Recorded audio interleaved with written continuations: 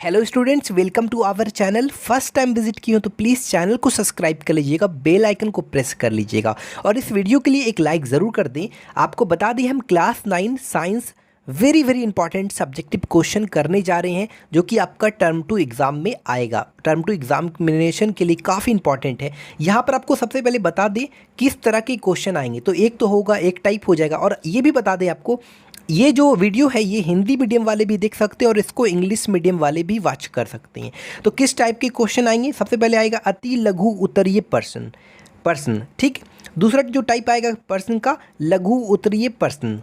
तीसरा जो टाइप होगा दीर्घ उत्तरीय प्रश्न। ये 3 टाइप के प्रश्न आपके पास आएंगे, ठीक है, एग्जाम में। इसको हम लोग इंग्लिश में क्या कहते हैं? Very short answer question, short answer question, long answer question, ठीक। यहाँ पर इस वीडियो में हम जो बात करेंगे, नॉर्मली जिस चैप्टर पर बात करेंगे है हमारा कार्य तथा ऊर्जा। दूसरा जो चैप्टर है चैप्टर 12 वो है ध्वनि, जिसको साउंड बोलते हैं। कार्य तथा ऊर्जा को क्या? Work and energy.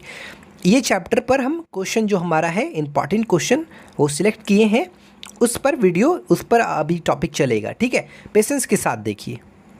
सबसे पहला क्वेश्चन है यहाँ पर, कार्य का एसआई मात्रक क्या है? तो कार्य का एसआई मात्रक क्या है स्टूडेंट? जूल। इसको एक्चुअली जे से डिनोट करते हैं, ठीक है, जे से डिनोट करते हैं। यहाँ पर इंग्लिश वाली मीडियम वाले समझ जाए, वो क्वेश्चन क्या कह रहा है, what is the SI unit of work. कार्य को हिंदी में वर्क कहते हैं। ऐसे अगर आपको कार्य का डिफिनेशन नहीं पता तो आप कार्य का डिफिनेशन भी आप समझ सकते हैं।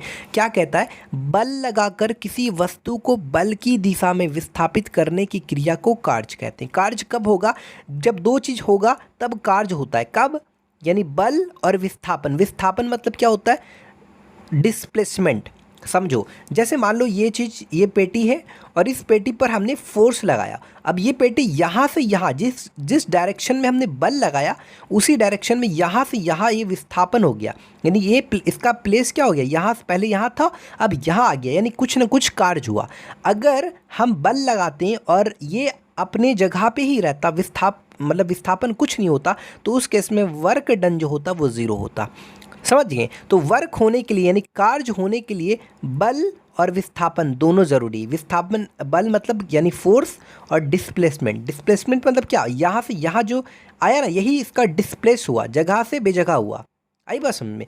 तो ये होगा जब 2 चीज़ रहेंगे, क्या? एक तो फोर्स, दूसरा डिस्प्लेसमेंट, ठीक। ये चीज़ क्लियर है। तो खैर अभी तो हमको बताना था आपको कार्य का ऐसा यूनिट जूल हमने बता। दूसरा जो क्वेश्चन है, सेकंड क्वेश्चन क्या है? ऊर्जा क्या है? इंग्लिश में बोला जाए तो व्हाट इज एनर्जी। तो हिंदी में पढ़ेंगे इसको कैसे? कार्य करने की क्षमता को ऊर्जा कहते हैं। यानी काम करने का जो स्ट्रेंथ है, एबिलिटी है, यानी कार्य करने की क्षमता को ऊर्जा कहते हैं। इंग्लिश वाले समझ लेते हैं इसमें क्या कह रहा है। Energy is the ability to do work. Energy is the ability to do work. ये आपको क्वेश्चन नंबर 2 का आंसर हो गया। क्वेश्चन नंबर 3 में क्या है? ऊर्जा का एसआई मात्रक। यानी ऊर्जा का एसआई मात्रक क्या है? Joule. What is the SI unit of energy, ठीक है, ये भी क्वेश्चन हो गया। क्वेश्चन नंबर 4 क्या कह रहा है? किसी वस्तु की गतिज ऊर्जा का व्यंजक लिखें। यानी गतिज ऊर्जा का व्यंजक मतलब गतिज ऊर्जा बराबर क्या होता है? 1/2 इंटू mv²। एम क्या होता है? द्रव्यमान, और भी क्या होता है? वेग। इसको चाल भी कहते हैं। आई बस में, मैथ में हम लोग चाल बोलते हैं और फिजिक्स में हम लोग वेग कहते हैं, ठीक है। उसके बाद यहाँ पर आपको बता दें इंग्लिश में क्या बोल रहा है। Right the expression for the kinetic energy of an object. तो काइनेटिक एनर्जी क्या होगा? गतिज ऊर्जा को इंग्लिश में हम लोग काइनेटिक एनर्जी कहते हैं। क्या होगा? बराबर 1/2 इंटू mv², ठीक है, क्लियर है। m मतलब हो गया आपका द्रव्यमान, ये अगर इंग्लिश में बोला जाए तो इसको m मतलब मास और v मतलब वेलोसिटी, यानी हिंदी में बोला जाए तो वेग। 5वां नंबर क्वेश्चन है, जब हम देखो, स्किप मत करना, पूरा पेशेंस के साथ देखो और एक लाइक ज़रूर कर दें और चैनल को सब्सक्राइब कर लें ताकि नेक्स्ट कंटेंट अगर जैसे ही हम अपलोड करें इंपॉर्टेंट क्वेश्चन आप तक पहुंच सके, ठीक है। बेल आइकन को दबाना मत भूलना। जब हम धनुष पर तीर चढ़ाते हैं तो उसमें कौन सी ऊर्जा संचित होती है? तो इसका आंसर होगा स्थितिज ऊर्जा, स्थितिज ऊर्जा, ठीक है। इंग्लिश में बोले जाए तो when we shoot arrows at the bow what energy is store in it. तो इसका आंसर होगा पोटेंशियल एनर्जी, ठीक है। ये हमारा क्वेश्चन नंबर आपका 7 कह रहा है, जब हम सीढ़ियों जब हम सीढ़ियाँ चढ़ते हैं तो कौन सी ऊर्जा का प्रयोग होता है? तो याद रखिएगा, जब हम सीढ़ियाँ चढ़ते हैं तो मांसपेशी का ऊर्जा का यूज़ करते हैं, है ना। कौन सी ऊर्जा? तो मांसपेशियाँ की ऊर्जा। अब हम इसको इंग्लिश में बोला जाए तो what energy do we use when we climb stairs? ठीक है, तो इसका आंसर होगा मसल्स का एनर्जी, MUSCLE, मसल का एनर्जी, है ना। 8वां नंबर है शक्ति क्या है? कार्य करने की दर को शक्ति कहते हैं। कार्य करने की दर को शक्ति कहते हैं। दूसरा डेफिनेशन ये कह सकते हैं कि ऊर्जा की रूपांतरण की दर शक्ति कहते हैं। ऊर्जा की रूपांतरण की दर को शक्ति कहते हैं। इंग्लिश में बोला जाए तो व्हाट इज़ पावर? शक्ति को इंग्लिश में power is the rate at which energy is transfer. Okay, power is the rate at which energy is transfer. 9वां नंबर क्वेश्चन है हमारा, क्या कह रहा है? वाट शक्ति को परिभाषित करें। तो यहाँ याद रखिएगा, वाट क्या है? 1 वाट वह शक्ति है जो 1 सेकंड में 1 जूल कार्य करता है। 1 वाट क्या है? 1 वाट वह शक्ति है जो 1 सेकंड में 1 जूल कार्य करता है, यानी 1 वाट शक्ति बराबर होता है 1 जूल बाय 1 सेकंड। क्लियर? यहाँ पर इंग्लिश में बताया जाए तो डिफाइन 1 वाट ऑफ पावर्स। तो 1 watt power is defined as the power produced when 1 joule work is done for 1 second. जैसा कि हमने हिंदी में समझा कि 1 सेकंड में 1 जूल कार्य करता है, तो इसका मतलब क्या है? 1 वाट वह शक्ति कहलाता है जो 1 सेकंड में 1 जूल कार्य करता है। वही चीज़ यहाँ पर इंग्लिश में भी है, अच्छा से पढ़िएगा तो समझ जाइएगा, ठीक है। यहाँ पर 10वां नंबर में अगर हम बात करें तो औसत शक्ति को परिभाषित करें। तो यहाँ पर कुल उपयोग की गई ऊर्जा तथा कुल समय के अनुपात को औसत शक्ति कहते हैं। इंग्लिश में बताया जाए तो what is average power? Average power क्या? Average power is defined as the ratio of total work done by the body to the total time taken by the body, यानी जितना उस बॉडी के द्वारा काम किया गया है उसका और टोटल टाइम टेकन बाय, और उस बॉडी के द्वारा जितना टाइम लिया गया उनका जो रेशियो है वही आपका एवरेज पावर कहलाता है। समझे? बहुत आसान है। एवरेज पावर बराबर आप कह सकते हैं total energy consume divided by total time taken. Actually हमने 6 नंबर गलती से छोड़ दिया था, 6 नंबर बनाना, तो 6 नंबर बताना। तो चलिए देखते हैं 6 नंबर क्या कह रहा था। जब हम साइकिल चलाते हैं तो कौन कौन सी ऊर्जा रूपांतरण होती है? तो क्या आंसर है? जब हम साइकिल चलाते हैं तो स्थितिज ऊर्जा, इसका आंसर एक्चुअली यहाँ से आप लिख लीजिए, ठीक है, ये वाला पॉइंट लिख लीजिए। जब हम साइकिल चलाते हैं तो स्थितिज ऊर्जा मांसपेशिया ऊर्जा में और शरीर की मांसपेशिया ऊर्जा यांत्रिक ऊर्जा में रूपांतरित हो जाती है। इस चीज़ को एकदम याद रखिएगा बढ़िया से, ठीक है। यहाँ पर क्या है? साइकिल खींचने के लिए मांसपेशिया ऊर्जा का उपयोग किया जाता है। जाहिर सी बात है, साइकिल खींचिएगा तो आप मांसपेशी ऊर्जा का ही प्रयोग कीजिएगा ना। अगर हम इसको इंग्लिश में कहें, इसी क्वेश्चन को, जैसा कि बताया गया है जब हम साइकिल चलाते हैं तो कौन कौन सी ऊर्जा का रूपांतरण होता है, तो इंग्लिश में हम लोग कहेंगे while riding a bicycle the potential energy.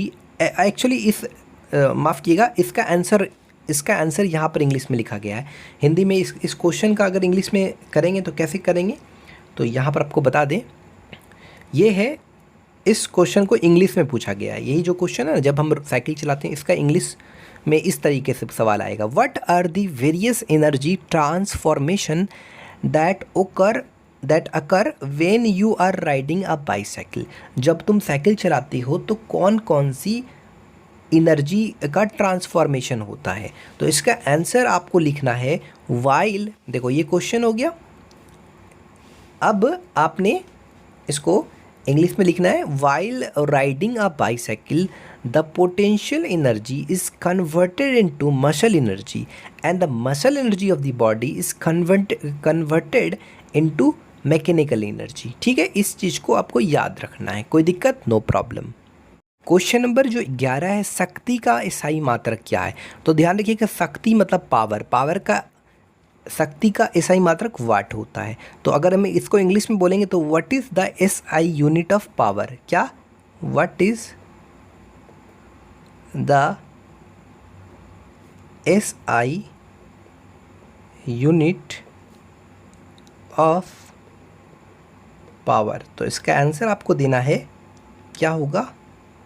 WATT, वाट। ठीक है, ये आपका क्वेश्चन नंबर 12 है। क्या कह रहा है, एक असर शक्ति में कितने वाट होते हैं, यानी HP 1 HP बराबर कितने वाट होते हैं। तो याद रखिएगा, ऐसे तो वाट होता है 745.7 वाट होता है, ठीक है। लेकिन इस 745.7 को आप लिख सकते हैं 746 वाट, ठीक है।